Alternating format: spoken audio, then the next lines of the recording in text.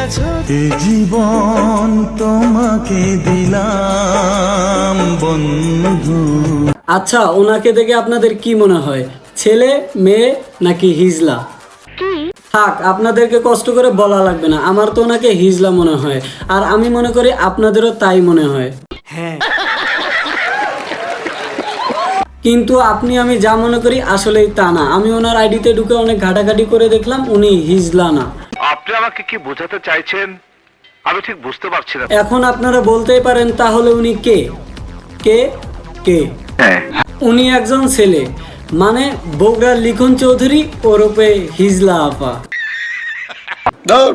এটা হইলো বেটা, হইলো এটা। কিন্তু হিজলা আপা কি বলছিস তুই? ও থুকু থুকু থুকু, বগুড়ার এমডি লিখন চৌধুরী ওরফে হিজলা আপা একজন ছেলে হওয়ার শুরুতেও কেন এভাবে হিজলাদের মতো ভিডিও বানায়? কেন? কারণ ওনার বউ ওনাকে ছেড়ে চলে গেছে।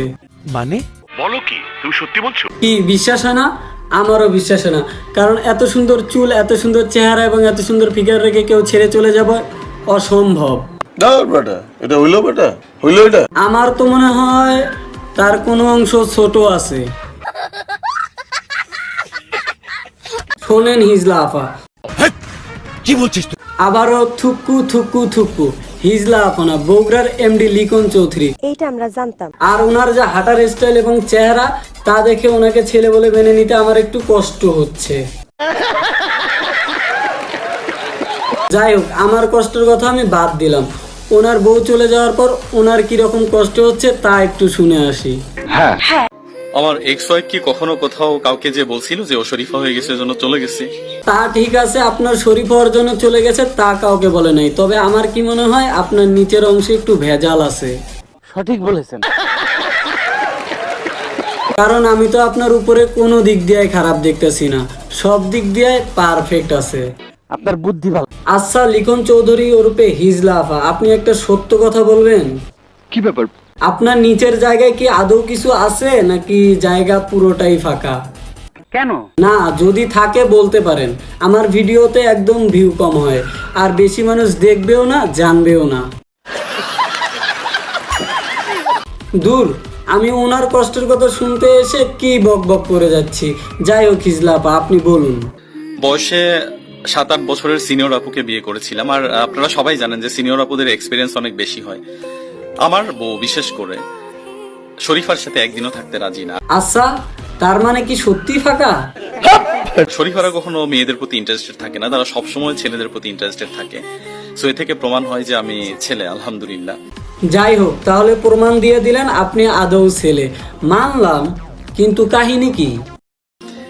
আমি শুধু এটা বুঝাইতে চাইছি সবাইকে যে বাবা মা হওয়ার পরে যাদের ডিভোর্স হয়, সন্তানের মুখের দিকে তাকিয়েও বাবা মা সারা জীবন পার করে দিতে পারে। কারণ বিয়ে সবকিছুর সলিউশন না। সৎ মা, সৎ বাবা এসে সন্তানদের উপর অনেক অত্যাচার করে, তাদের জীবনটা অতিষ্ঠ করে তোলে। শোনেন হিজলা আপা ও থুকু হিজলা ভাই, তুই যদি আদৌ ছেলে হয়ে থাকিস তাহলে এইভাবে চুল রেখে হিজলাদের মতো চলাফেরা না করে চুল কাইটা এবং ভালোভাবে চলাফেরা কর, আর বউকে বোঝা, অবশ্যই তোর বউ ফিরে আসবে।